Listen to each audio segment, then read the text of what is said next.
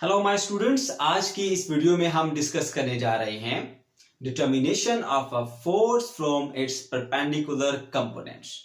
बच्चों, resolution of force के बाद ये सेकंड इंपॉर्टेंट क्वेश्चन है जो कि एज अ लॉन्ग पेपर में पूछा जा सकता है। मुश्किल नहीं है, बहुत आसान टॉपिक है, इसको अच्छे तरीके से समझ लें।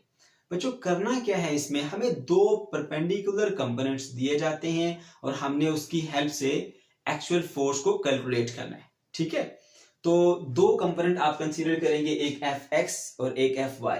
ठीक है, सबसे पहले एक्स वाई प्लेन बना लिया और एक्स एक्सिस के ऊपर आपने पहला कंपोनेंट एफ एक्स बना दिया। ठीक है, जो कि एक लाइन ओ पी को रिप्रेजेंट कर रहा है। इसी तरह अलोंग द वाई एक्सिस भी आपने कंपोनेंट ड्रा कर लेना है, चाहे यहां ड्रा करें यहां ड्रा करें, आपकी मर्जी है, तो हम यहां पे ड्रा कर लेते हैं। ठीक है, दूसरा कंपोनेंट जो इसके परपेंडिकुलर है उसको एफ वाई कंपोनेंट कह रहे हैं हम, और वो लाइन पी आर को रिप्रेजेंट कर रहा है। अपनी तरफ से नाम आप दे सकते हैं, मैंने बुक के अकॉर्डिंग नाम दिए हैं ओ पी आर, ताकि आपको समझने में आसानी हो। ओके, तो दो कंपोनेंट है, मान लीजिए एक यहां पर मैं अलग से बनाता हूं, ये एफ एक्स है, दूसरा कंपोनेंट क्या है, ये वाला, ये परपेंडिकुलर है इससे, ये एफ वाई है। ठीक है, तो हम इनको ऐड करेंगे, ऐड करने से हमें एक्चुअल फोर्स मिलेगी। ठीक है, कैसे ऐड करते हैं, by using head to tail rule. आप जानते हैं कि पहला वेक्टर प्लेस करें, दूसरे वेक्टर को इस तरह प्लेस करें कि उसकी टेल पहले वेक्टर की हेड से मिले। तो यहां पर हमने इसकी टेल पहले वेक्टर की हेड से मिला दी बच्चों, इस तरह से। ठीक है, इनके दरमियान एंगल 90 था, इनके परपेंडिकुलर है ये। ओके, अब रिजल्टेंट कैसे मिलता है, फर्स्ट वेक्टर की टेल को लास्ट वेक्टर की हेड से हम ज्वाइन करते हैं। तो बच्चों, ये रहा हमारा फर्स्ट वेक्टर की टेल, ये लास्ट वेक्टर। ठीक है, ये आ जाएगा हमारे पास रिजल्टेंट। ठीक हो गया, तो इसी तरह से ये जो रिजल्टेंट है ये एक्चुअल फोर्स को रिप्रेजेंट करेगा। ठीक है, तो हेड टू टेल रूल को यूज करते हुए हम एक्चुअल फोर्स को कैलकुलेट करेंगे। राइट, ओके, तो according to head to tail rule this is the resultant O R. तो O R resultant is equal to होगा सम ऑफ रेक्टेंगुलर कंपोनेंट्स। ठीक है, ये परपेंडिकुलर कंपोनेंट्स, एक कंपोनेंट का नाम ओपी है, दूसरे कंपोनेंट का नाम पी आर है। So O R is equal to O P plus P R.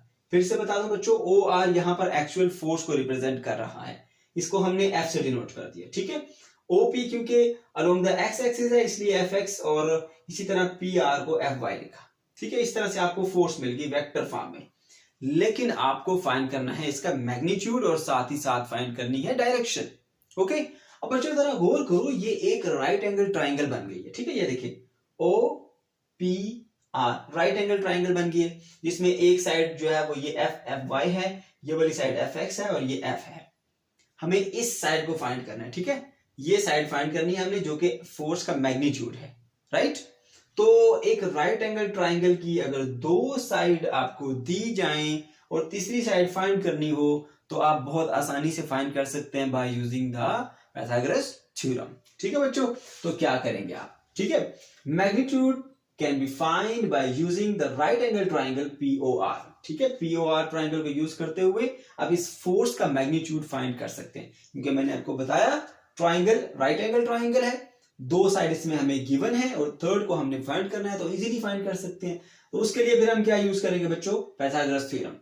क्या कहता है पाइथागोरस थ्योरम, वो ये कहता है कि अगर आपके पास एक राइट एंगल ट्राइंगल है तो फिर उसमें हाइपोटेन्यूज का स्क्वायर इक्वल होगा बेस का स्क्वायर प्लस परपेंडिकुलर का स्क्वायर। ठीक है, ये आप पहले पढ़ भी आ चुके हैं। देखिए, ये एक राइट एंगल ट्राइंगल है, अगर ये एंगल थीटा है तो थीटा के सामने वाला होता है परपेंडिकुलर, ये परपेंडिकुलर और नीचे वाली बेस, और एक्चुअल फोर्स क्या बन गई हमारे पास, hypotenuse. This is hypotenuse, base and perpendicular. Okay, तो बच्चों यहां पर वैल्यूज पुट करें। हाइपोटेन्यूज किसको रिप्रेजेंट कर रहा है, ओ आर को रिप्रेजेंट कर रहा है, लिखिए ओ आर। सिमिलरली बेस किसको रिप्रेजेंट कर रही है, लाइन ओपी को, लिखा ओपी। और परपेंडिकुलर किसको रिप्रेजेंट कर रहा है, पी आर को, तो लिखा पी आर। अब क्योंकि सबके ऊपर स्केयर है तो यहां पे स्केयर लगा लीजिए।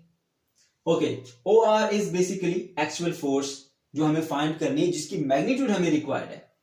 ओपी क्या है, component along the x axis, जिसको हम एफ एक्स कहते हैं। पी आर क्या है, component along the Y axis, ठीक है, उसको एफ वाई कहते हैं। ओके, हमें एफ का स्केयर नहीं चाहिए, हमें एफ चाहिए, क्योंकि एफ मैग्नीट्यूड है। तो क्या करेंगे, दोनों तरफ स्क्वायर रूट ले लेंगे, इधर भी और इधर भी। इधर का स्क्वायर रूट अंडर रूट से कैंसिल हो जाएगा, क्या मिला, एफ। अब कुछ बच्चे क्या करते हैं, ये इस स्क्वायर को भी इस अंडर रूट से काट देते हैं। बच्चों ऐसा नहीं करना, ठीक है, ये इससे नहीं कर सकता क्योंकि स्क्वायर, ये जो स्क्वायर रूट है वो हमेशा होल स्क्वायर से करता है। ये एफ एक्स का स्क्वायर प्लस एफ वाई का स्क्वायर है, ये कभी भी इससे आपने नहीं काटना। ठीक है बच्चों, ये ऐसा ही रहेगा, f is equal to under root F X का स्क्वायर प्लस एफ वाई का स्क्वायर। ये हमारे पास आ गया फार्मूला जिसके थ्रू हम फोर्स का मैग्नीट्यूड फाइंड कर सकते हैं।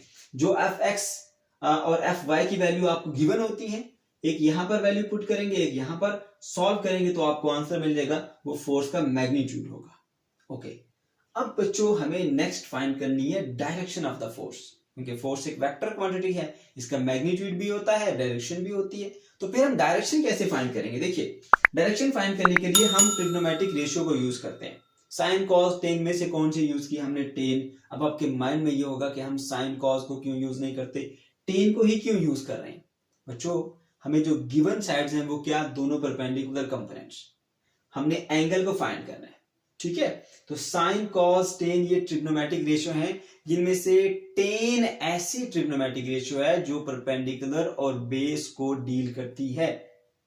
ठीक है, इसलिए हमने टेन लगाया क्योंकि हमें परपेंडिकुलर गिवन है और बेस गिवन है। ठीक है, ये दोनों कंपोनेंट्स है ना, एक परपेंडिकुलर और ये एक बेस, इसलिए हम टेन यूज कर रहे हैं। So tan theta is equal to perpendicular over base होता है। ओके, टेन थीटा, अब परपेंडिकुलर क्या है इसके अंदर? परपेंडिकुलर पी आर है, बेस क्या है? ओपी, लिखा ओपी। ठीक है, पी आर किसको रिप्रेजेंट करता है? एफ वाई को। ओपी किसको रिप्रेजेंट करता है? एफ एक्स को। सिर्फ हमने नाम तब्दील किया है इसकी। ठीक है, हमें चाहिए एंगल थीटा। टेन उधर जाके हो जाएगा इनवर्स, जब इधर से उधर शिफ्ट होता है टेन तो इनवर्स हो जाता है। तो इस तरह से बच्चों आपके पास वैल्यू आ जाएगी एंगल की। अब जब आपके पास एक्स कंपोनेंट और वाई कंपोनेंट दिए जाते हैं, लेट्स सपोज इसकी कोई भी वैल्यू है आपके पास 5 लिख लेता हूं, ठीक है, और नीचे लिख लेता हूं एफ एक्स की वैल्यू है 10, तो 5 डिवाइडेड बाय 10 ये 0.5 बन जाएगा। अब आप क्या करेंगे? कैलकुलेटर से शिफ्ट दबाएंगे, फिर 10 दबाएंगे और 0.5 लिखेंगे तो आपको एंगल मिल जाएगा। इस तरह से बच्चों आप परपेंडिकुलर कंपोनेंट से न सिर्फ वेक्टर को फाइंड कर सकते हैं बल्कि उसका मैग्नीट्यूड और उसकी डायरेक्शन भी फाइंड कर सकते हैं। ये था हमारा आज का टॉपिक। अगर आपका कोई भी क्वेश्चन है तो कमेंट सेक्शन के अंदर आप जरूर पूछ सकते हैं।